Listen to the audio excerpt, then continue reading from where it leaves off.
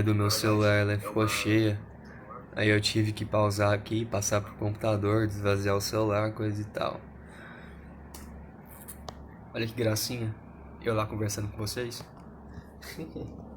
Gente, eu espero que dê pra me ver. Espero que não esteja saindo meu corpo todo.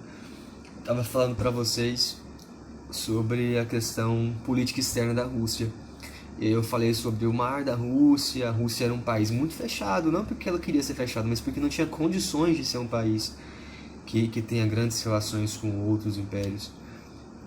Porque era um império que mal produzia para ele próprio, né? Era um império que mal subsistia. Então não dava para ser um grande império que interagia com várias colônias, como no caso do Império Britânico, porque a Rússia não tinha estrutura para isso.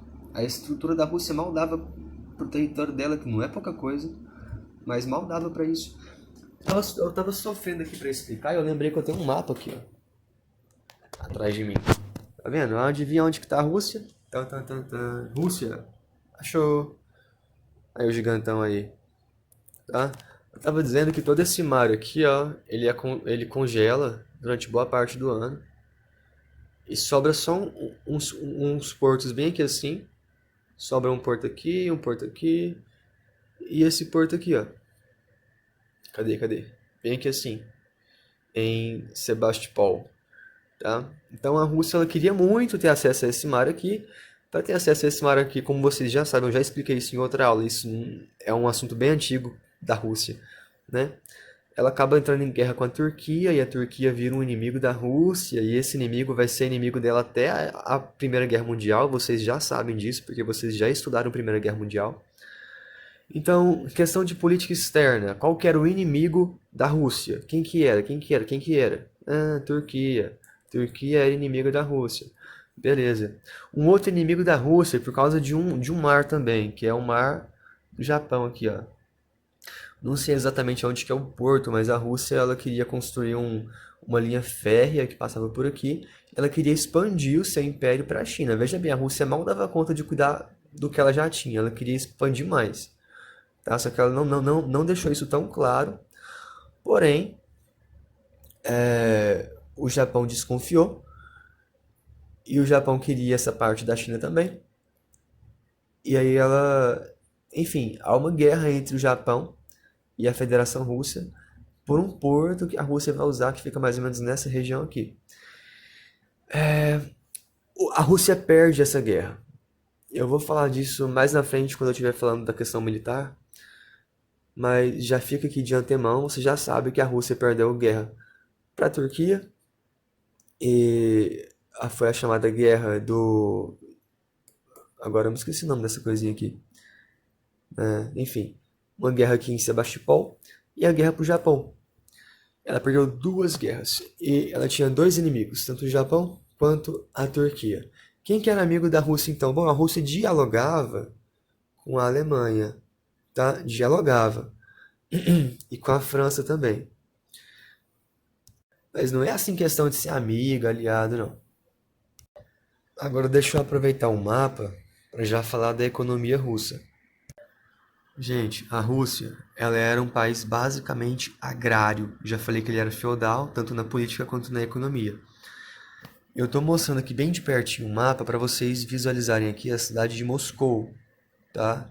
Aqui Moscou, tem São Petersburgo, que naquela época aqui, ó, Petersburgo, que naquela época se chamava Petrogrado, então Moscou, Petrogrado, e Kiev, Ucrânia, tá? Na época também fazia parte da Rússia.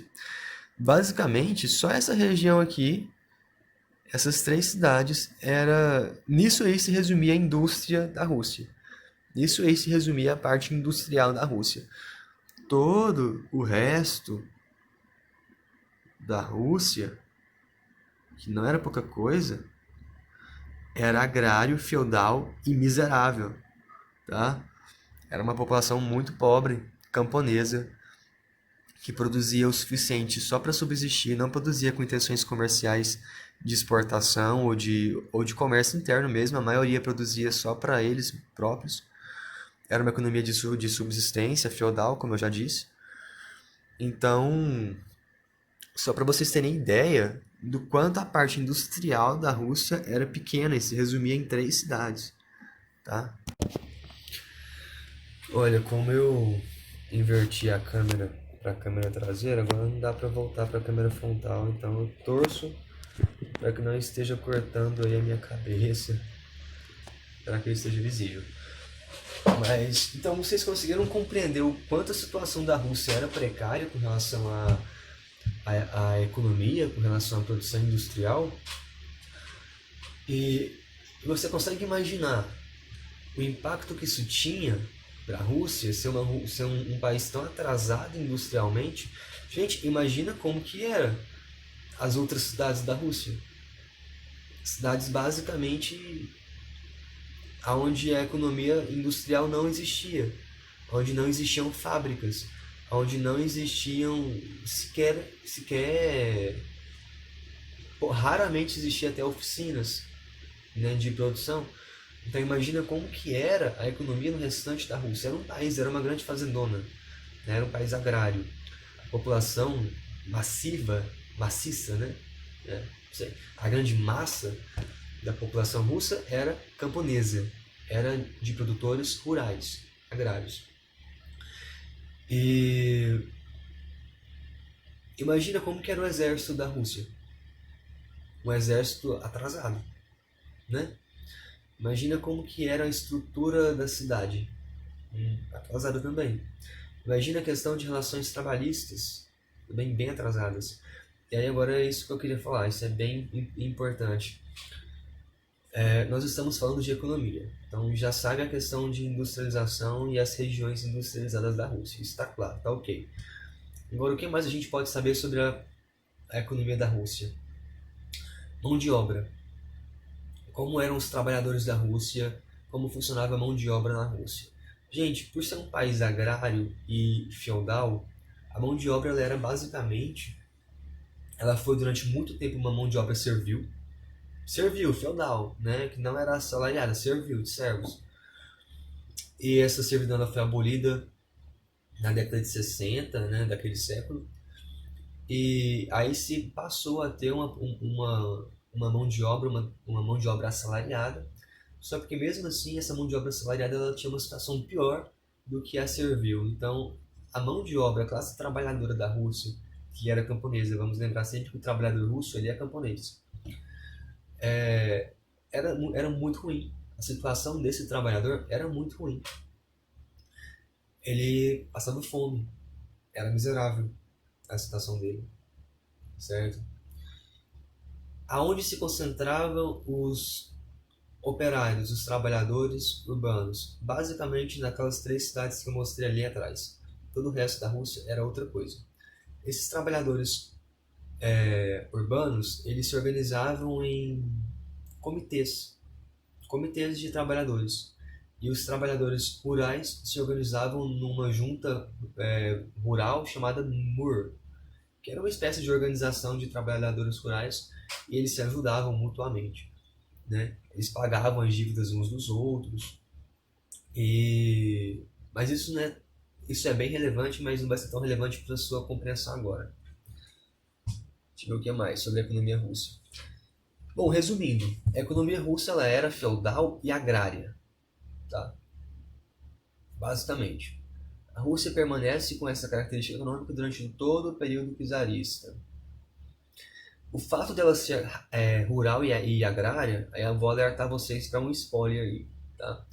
Essa questão da economia feudal é extremamente importante para compreender por que o socialismo não funcionou na Rússia. Ou seja, não deu certo o socialismo lá. Beleza, já falamos de economia, agora vamos falar da questão militar. Como eu falei para vocês, a Rússia era um país muito atrasado industrialmente, eles não passaram por uma revolução industrial. Gente, a Rússia não passou por uma revolução industrial, isso é algo absurdo, né? Um país daquele tamanho, dentro da Europa, né, e na Ásia, não passar pela revolução industrial. E qual que é o impacto disso no exército? Qual que é o impacto disso para o setor militar da Rússia? É um defasamento, é um sucateamento, A Rússia ela não vai ter condições de entrar em uma guerra do século XX, ou mesmo ainda do século XIX. E é por isso que a Rússia perde a guerra para o Japão, perde a guerra para a Turquia, para o Império Otomano. Ela não tem condições. Os outros países estão lutando com metralhadoras e a Rússia está lá com baioneta, né? Não dá para comparar. Então era uma organização militar ainda ligada, ainda muito arcaica, ligada à velha nobreza, à aristocracia, que tinha essa função de proteger os feudos, né? Então a nobreza fica com essa função de comandar os exércitos durante esse período. Então era uma organização militar ainda ligada àquela organização feudal, bem arcaica, bem atrasada, melhor dizendo. E além disso, além da organização, a própria estrutura física e de material mesmo bélico era bem atrasada porque não havia uma produção industrial, as armas eram produzidas artesanalmente, então era bem defasado. Beleza. Os personagens da Rússia. Gente, até agora nós não falamos dos personagens da Rússia, dos personagens da Revolução Russa. Então a gente mal está começando a nossa história ainda e lá se foi uns 40 minutos de aula. Mas vamos lá, primeiro vamos falar da família czarista, tá? Então interrompendo essa parte do vídeo, tá? Agora a gente está falando de personagens dessa revolução. Então a Rússia, ela teve basicamente 3 fases da revolução. Ela teve o período czarista, depois ela teve o período da Revolução de 1905, que teve a criação da Duma, que foi um período bem atípico, dentro ainda se tinha o czarismo, e depois você tem a Revolução de 1917, na verdade 1918. E aí se inicia de fato uma revolução pelos bolcheviques que tem um caráter socialista. Tá? Então ela tem essas 3 fases. O período czarista autocrático, o período czarista onde você tem a participação do parlamento, a Duma, e tem um período revolucionário efetivamente, né, socialista. Isso dá em 1918. Beleza, então nessa primeira fase vamos falar do período czarista, tá? Czarista autocrático, que é basicamente ali no século XIX, de 1860 até 1905. Basicamente esse recorte temporal. Você tinha ali na política o czar, que era o imperador, o chefe supremo da nação. O czar era casado com a rainha Alexandra. Essa rainha, na verdade, ela tem o título de czarina. Ela é de família alemã, então isso indica uma aliança da Rússia com uma nobreza alemã. Esse casal, né, o casal da família imperial, eles tiveram 5 filhos, 5 filhas mulheres seguidas e o último filho homem, que é o herdeiro, que é o príncipe, que é a esperança de perpetuação da monarquia, que quase que não sai, mas ele saiu, que é o Alexei. Só que o Alexei nasce com uma doença muito... não era uma doença rara, mas era uma doença muito triste naquela época, porque não tinha tratamento, que é a hemofilia, uma doença muito simples hoje em dia. E através disso, a família ela vai se aproximar muito de Rasputin, que é vamos dizer assim, né? Vamos falar de outro personagem agora. Saindo da família imperial, a gente falou do imperador, da imperatriz, das 4 filhas, que não tem participação nenhuma, e do príncipe herdeiro, que é o Alexei. Beleza. Que tinha uma doença. Agora vamos falar de Rasputin, que é um camponês que ele se autodeclara monge, mas na verdade a minha opinião sobre Rasputin é que ele é um cara, um pilantra, certo? Um mentiroso, mas por algum motivo ele tinha uma capacidade de persuasão muito grande. Ele conseguia convencer as pessoas do que ele achava, do que ele queria, e ele se autoproclamou monge. Ele vestiu o hábito, se autoproclamou monge e fazia milagres. Não sei como, tá? Eu duvido muito da procedência desses milagres, mas ele se tornou famoso e ele acabou, através dessa fama de santo, adentrando a família imperial e ficando muito amigo da rainha, da czarina. E isso foi muito ruim para a imagem do imperador, ele ganhou fama de corno, né? Porque de fato Rasputin era bem depravado e, vamos dizer assim, né? Não vamos nem falar disso não. Mas, enfim, ele era o único que conseguia acalmar o Alexei ou conter as crises do Alexei, filho da rainha, e é por isso que a rainha gostava muito dele. Mas isso foi bem ruim para a imagem do imperador.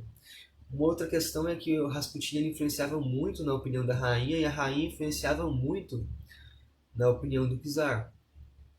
E logo Rasputin tinha certo poder.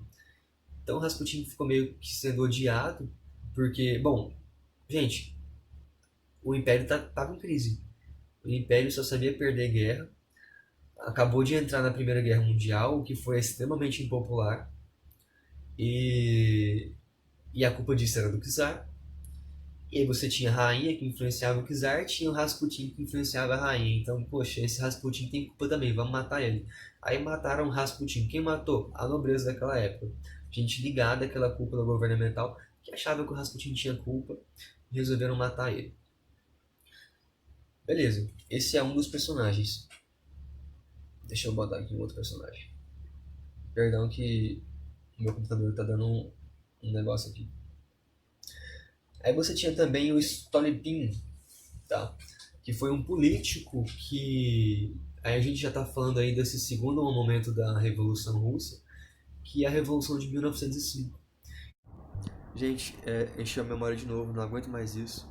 Mas beleza, vamos lá, vida que segue.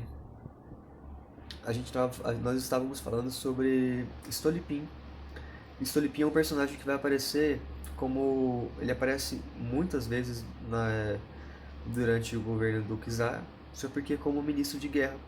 Ele vai aparecer como um personagem mais importante depois da Revolução de 1905. Ele vai aparecer como personagem, vai aparecer como primeiro-ministro, uma figura equivalente a um presidente da Rússia durante o governo czarista. Só porque nesse período a autocracia não está mais como ela era antes. Na verdade, a autocracia ela foi abolida com a Revolução de 1905. E aí eu queria voltar um pouquinho atrás para explicar o porquê que aconteceu essa Revolução de 1905. E também explicar contextualizar, né? Acho que é um assunto muito importante. Então, digamos que a situação do trabalhador russo e do trabalhador camponês, né, do camponês, ela piorou bastante, piorou imensamente durante todo esse período. E piorou porque as reformas que tiveram durante o regime czarista e durante o regime do czar anterior, elas não melhoraram a vida do trabalhador. Na verdade, o trabalhador ele estava melhor na época da servidão do que na época do trabalho assalariado. Na época da servidão ele tinha mais acesso a terras, apesar de que a terra não era dele, mas ele não estava endividado e ele tinha um acesso maior a terras. E agora o acesso dele estava reduzido, ele estava endividado porque ele teve que comprar terras. Eu sei que eu não expliquei sobre isso, mas enfim, é muito assunto para estar explicando. Então, depois eu posso estar explicando se vocês sentirem a necessidade. Mas digamos que o trabalhador russo ele teve um acesso à terra reduzido, embora ele tenha acesso à terra própria, enquanto propriedade privada. Porém, a propriedade privada é menor do que a terra que lhe era cedida anteriormente. Ele tem que comprar essa propriedade, então ele está endividado. Ele está endividado com o Estado, porque o Estado ele serve de... Não vou explicar isso porque vai confundir a mente de vocês. Mas ele está endividado. E a Rússia está em crise. A Rússia está gastando muito dinheiro com guerra, né? Já gastou muito dinheiro com a guerra da Crimeia, com a guerra do Japão. E agora gastando muito dinheiro com outras coisas, como reformas internas. O próprio dinheiro russo ele está em crise, a situação do camponês ela está muito ruim e o camponês ele quer mais participação política. A grande reivindicação do camponês é participação política, ele quer votar. Mas como que ele vai pedir isso para um governo autocrata, para um czar russo que tem poder absoluto? Ele não vai abrir mão disso nunca. Não fazia parte do repertório do czar abrir mão do seu poder, da sua autocracia. Então o que, que ele decide? Enfim, na verdade é outra coisa. Então esse camponês ele vai até a praça de Petrogrado, que era a capital da Rússia naquela época, e vai se manifestar. Vai haver, isso não é a primeira manifestação, já vem tendo manifestações sucessivas, não é de agora. Mas esse camponês ele vai se manifestar de forma mais expressiva no início do século XX, 1902 e 1905. Uma dessas manifestações, o trabalhador ele é massacrado, ele é ele sofre repressão do governo, mas o governo ele resolve abrir mão e resolve ceder à pressão tanto do trabalhador quanto da aristocracia de criar um parlamento. Um parlamento é um lugar onde o trabalhador, onde o povo não nobre, o povo não aristocrata, pode eleger seus representantes e assim participar da política. É exatamente o que nós temos hoje no Brasil, ali no Congresso, na Praça dos Três Poderes, lá em Brasília, né? Aquele monumento lá que tem um prato assim, um prato para baixo. Aquilo ali é o nosso Congresso, aquilo ali é o nosso parlamento. E é ali que são os nossos representantes. Né? E era isso que o povo russo queria, só isso. E o czar deu isso a eles em 1905, com a criação da Duma. Ah, professor, o que é a Duma? A Duma é simplesmente o parlamento. Tá? Parlamento igual a Duma. Beleza? Beleza. Então, eu já expliquei o conceito de Duma, que era o que eu queria.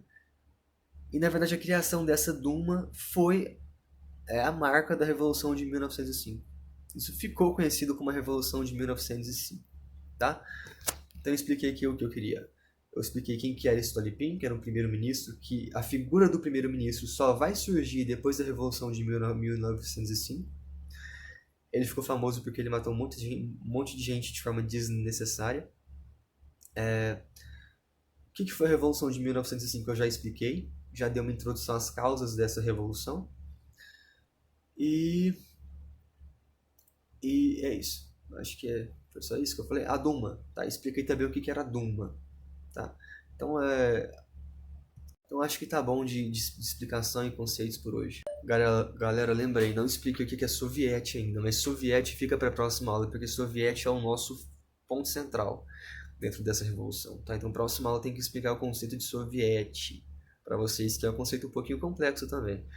Parece muito com sindicato. Você sabe o que é um sindicato? Beleza, você já tem uma noção. É isso aí, falou, até a próxima aula. Dá joinha, se inscreve, ativa o sininho, tchau!